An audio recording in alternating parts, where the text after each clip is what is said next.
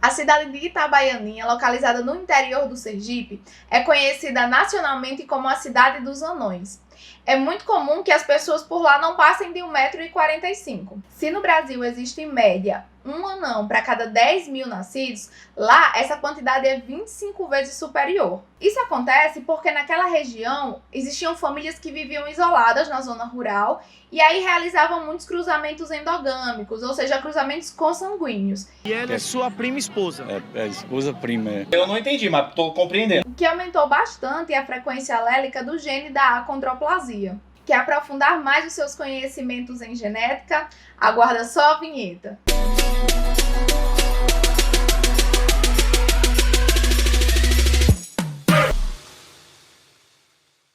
Olá, seja muito bem-vindo a esse canal. Eu sou a professora Artemisia e o vídeo de hoje dará início a uma série de vídeos falando sobre as variações do modelo mendeliano de herança para um único gene.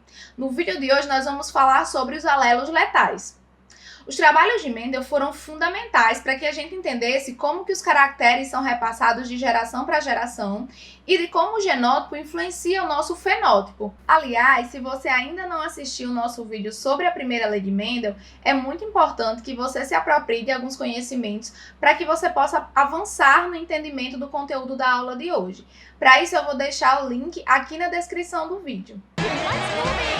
Com o avanço dos estudos genéticos, ficou claro que o modelo de Mendel não se aplicava a todos os tipos de herança. Então foi necessário adequar algumas variações, algumas exceções e até extensões desse modelo para explicar como que esses caracteres eram repassados de geração em geração. Como no nosso vídeo de hoje vamos falar bastante sobre alelos, é importante que você lembre que alelo é a versão de um gene.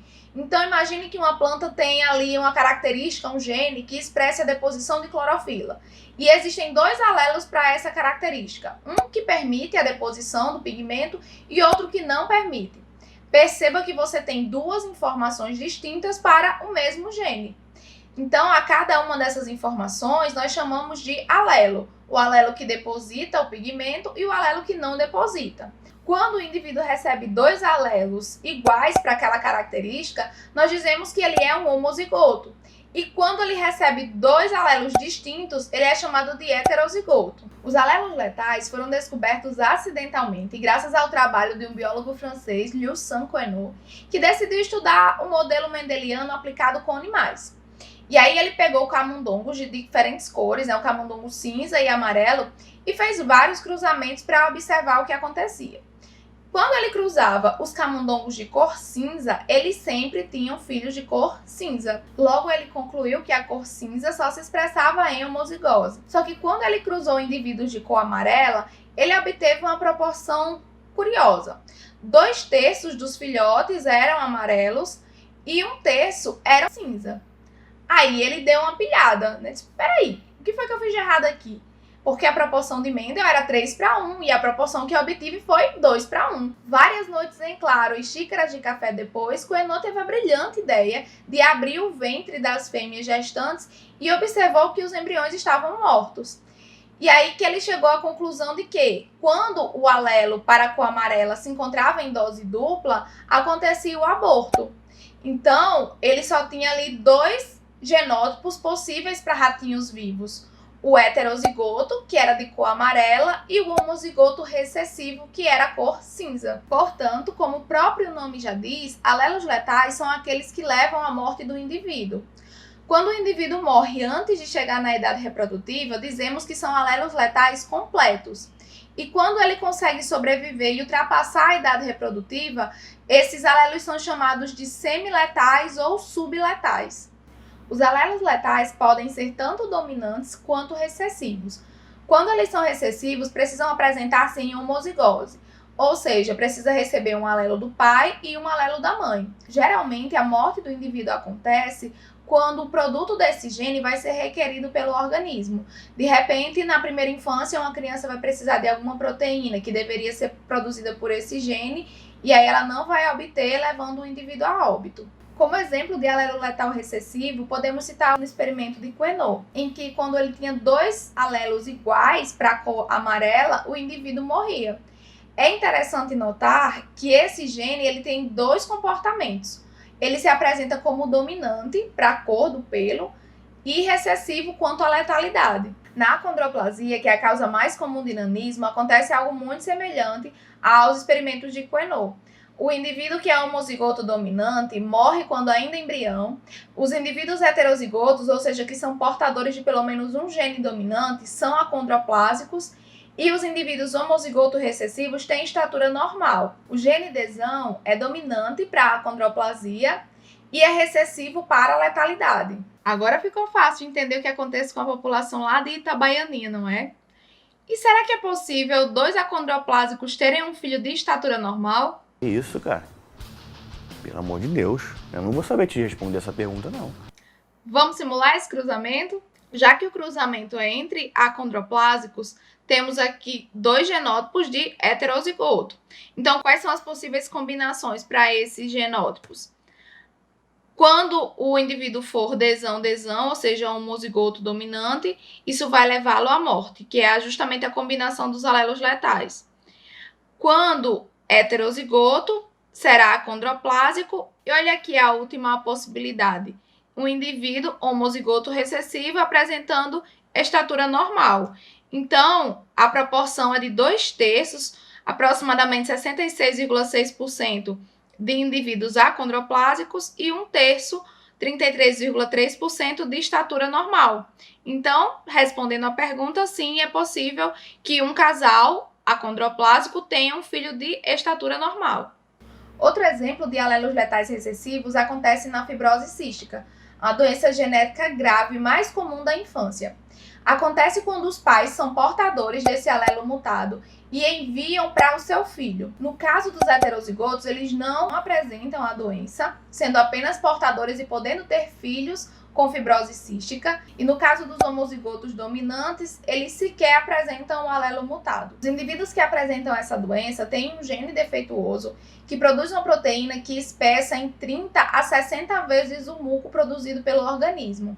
Isso faz com que vários micro-organismos e compostos que possam provocar alergia se acumulem em excesso no trato respiratório, causando várias inflamações e infecções, como é o caso da pneumonia e da bronquite. Esse muco também afeta o pâncreas e o trato digestório, impedindo que as enzimas digestivas atuem lá no intestino delgado.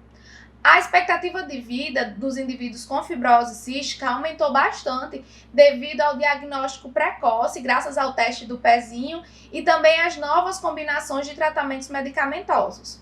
Já nos alelos letais dominantes, basta que apareça um único alelo letal para que leve o indivíduo à morte. Um importante exemplo de alelos letais dominantes é a doença de Huntington, em que acontece a degeneração gradual dos gânglios basais, que são grupos de células nervosas localizadas nas porções mais profundas do cérebro.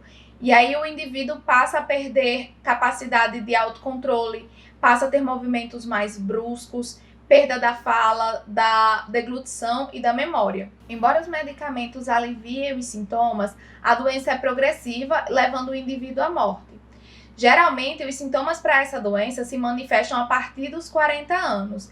E como um único alelo já é suficiente para determinar a doença, o indivíduo com Huntington tem até 50% de chance de repassar esse alelo aos seus descendentes. Os alelos letais dominantes são geralmente removidos de uma população, já que eles levam o indivíduo à morte antes da idade reprodutiva. No caso da doença de Huntington, como os sintomas só se manifestam lá para os 40 anos, quando as pessoas já construíram suas famílias, é comum ainda haver a passagem de geração para geração. E vamos ver como é que o conteúdo de alelos letais é cobrado nas provas? A primeira questão diz o seguinte: os alelos letais levam o indivíduo portador à morte. Alelos letais causam a morte do indivíduo portador antes de sua maturidade sexual. Alguns genes podem não levar à morte de todos os indivíduos portadores e, nesses casos, são chamados de genes subletais.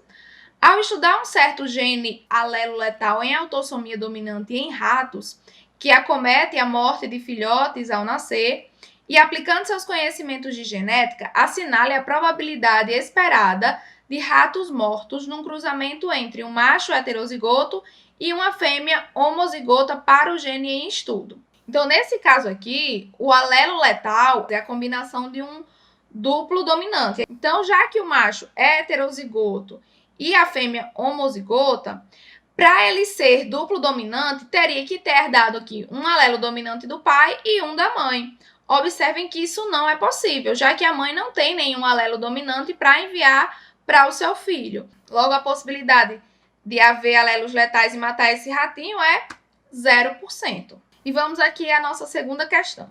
Uma determinada doença humana segue o padrão de herança autossômica com os seguintes genótipos e fenótipos. Azão determina indivíduos normais. Azão e um alelo mutado determinam a forma branda da doença. Os dois alelos mutados determinam a forma grave da doença. Sabendo-se que os indivíduos com genótipo A1 morrem durante a embriogênese, qual a probabilidade do nascimento de uma criança com fenótipo normal a partir de um casal heterozigótico para a doença? Já coloquei aqui o genótipo dos pais. E agora eu vou fazer uma técnica que os alunos até me cobraram nas redes sociais, que é a técnica do chuveirinho. Na aula anterior, nós tínhamos realizado pelo quadro de Punnett e agora vamos fazer a técnica do chuveirinho, que às vezes o pessoal prefere adotar, né? Então, é só você fazer aqui a combinação dos alelos e anotar o genótipo. Então, aqui, ó, azão, que vai dar o genótipo normal. Azão 1, que é a forma branda da doença.